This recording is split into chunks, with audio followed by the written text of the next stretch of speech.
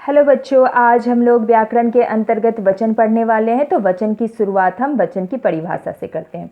शब्द के जिस रूप से उसके संख्या में एक अथवा अनेक होने का बोध होता है उसे वचन कहते हैं। मतलब शब्द के जिस रूप से हमें किसी व्यक्ति वस्तु का एक या एक से अधिक होने का पता चलता है वह क्या कहलाता है? वचन। तो जैसे पत्ता, पत्ते, यहाँ पे पत्ता क्या है? एक पत्ता है, लेकिन पत्ते एक से अधिक पत्ते, पत्ते हो गया। अब इसी आधार पे क्या है, हिंदी भाषा में वचन के दो भेद होते हैं, एक वचन और बहुवचन। तो एक वचन देखते हैं। शब्द के जिस रूप से उसके संख्या में एक होने का बोध हो उसे क्या कहते हैं? एक वचन कहते हैं। जैसे पुस्तक क्या है? एक पुस्तक है। बच्चा, एक बच्चा।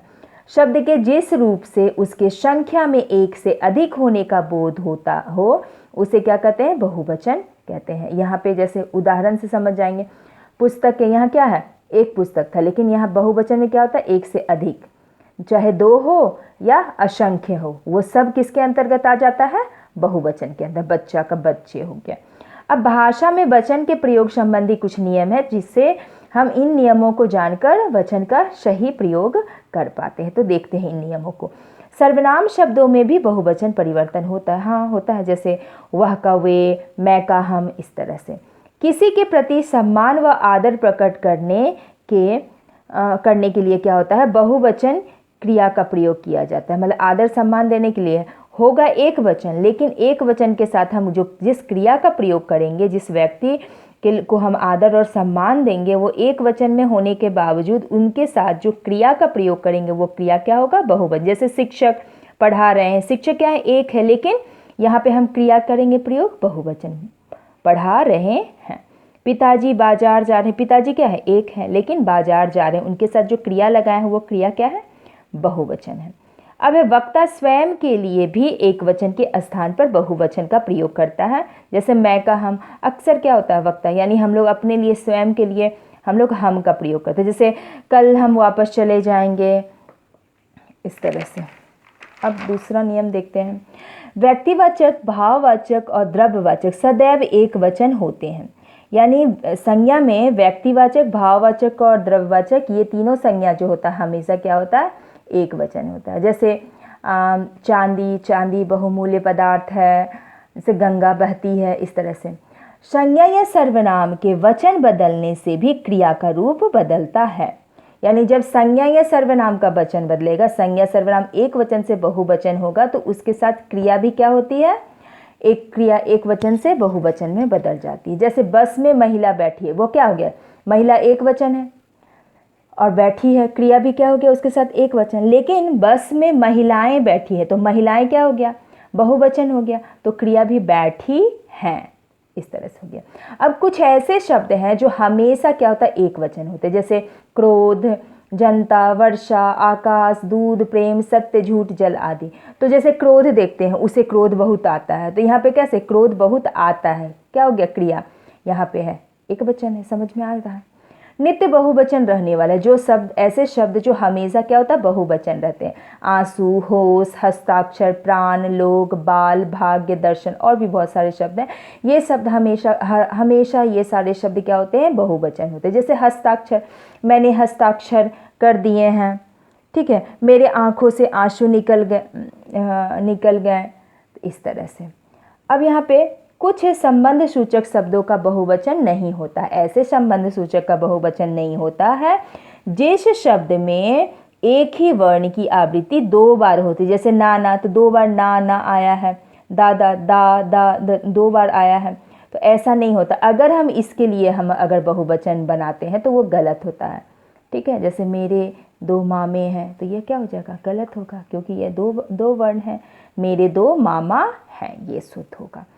और संबंध सूचक संज्ञा में जब एक ही वर्ण की 2 बार आवृत्ति ना हो तो उनका बहुवचन बनाया जाता है। जैसे मेरे 2 भतीजे, यानी भतीजा जो शब्द है संबंध सूचक शब्द, इसमें क्या है? एक ही वर्ण की आवृत्ति नहीं हुई है, तो ऐसा शब्द जो होगा उसका बहुवचन होगा। जैसे भतीजा का भतीजे, बेटा का बेटे, ठीक है।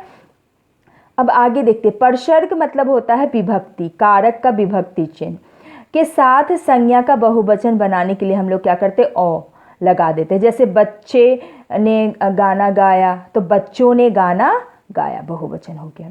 संबोधन में संज्ञा शब्द के बहुवचन में ऑल जोड़कर बनाया जाए। जैसे बच्चों, मेरी बात ध्यान से सुनो, भाइयों और बहनों, इस तरह से। ठीक है, अब हम लोग आगे बढ़ते हैं। एक वचन से बहुवचन बनाने के कुछ नियम। कैसे हम लोग एक वचन शब्द को बहुवचन बनाएंगे? तो सबसे पहला, जिस शब्द के अंत में अ रहेगा वहाँ पे हम लोग एक की मात्रा लगा देते हैं। तो बात बातें, आँख आँखें, रात रातें, जहाँ पे आ हो, जिस शब्द के अंत में क्या होगा? आ होगा। जैसे लड़का, यहाँ क्या हो गया? आ है स्थान पे होता है तो क्या हम लोग क्या करते हैं? ए लगा देते हैं। लड़के का लड़के, बेटा बेटे। ठीक है, आकारांत शब्दों के अंत में एल जोड़कर, जैसे जिस शब्द में अंत में आ रहेगा तो लेखिका लेखिकाएं, सभा सभाएं। ठीक है, अब है कुछ ऐसे शब्द जिसमें ह्रस्व ई की मात्रा अंत में होगा और किसकी में दीर्घ ई की मात्रा। तो ह्रस्व ई के साथ या का प्रयोग करेंगे। जैसे विधि का विधियाँ, रीति का रीतियाँ। लेकिन जिस शब्द के अंत में दीर्घ ई की मात्रा होगी तो वो क्या होगा? जैसे रानी तो रानियाँ। ठीक है, कली कलियाँ, इसमें हम लोग इया जोड़ देते हैं। ठीक है, अब है ऊ, ह्रस्व ऊ, दीर्घ ऊ शब्दों के अंत में ए की मात्रा लगाते हैं। तो इसमें जो ह्रस्व ऊ होगा तो वो तो यथावत रह जाएगा, लेकिन जहाँ पे दीर्घ ऊ की मात्रा होगी उसको हम बहुवचन बनाने में उसको पहले ह्रस्व ऊ की मात्रा बदलाएंगे और तब हम क्या लगेंगे? ए। जैसे बहू का बहुएं, बधू का बधुएं। ठीक है, अब है स्त्रीलिंग शब्दों के अंत में या हो तो ऐसे शब्द स्त्रीलिंग के जिसके अंत में क्या होगा? या होगा, तो उसमें क्या करेंगे? बस या जोड़ देंगे, यानी उस या में चंद्र बिंदु। जैसे चिड़िया चिड़िया, बिटिया बिटिया। ठीक है, कुछ ऐसे भी शब्द होते हैं जो बहुवचन बनाने के लिए हम लोग दल, वृंद, जन, लोग, गण आदि शब्दों का प्रयोग करके हम बहुवचन शब्द बनाते हैं। जैसे अध्यापक अध्यापक गण, अध्यापक वृंद भी होता है।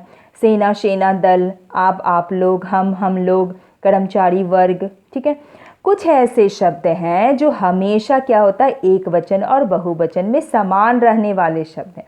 तो वो शब्द जैसे पानी, जल, क्षमा, प्रेम आदि।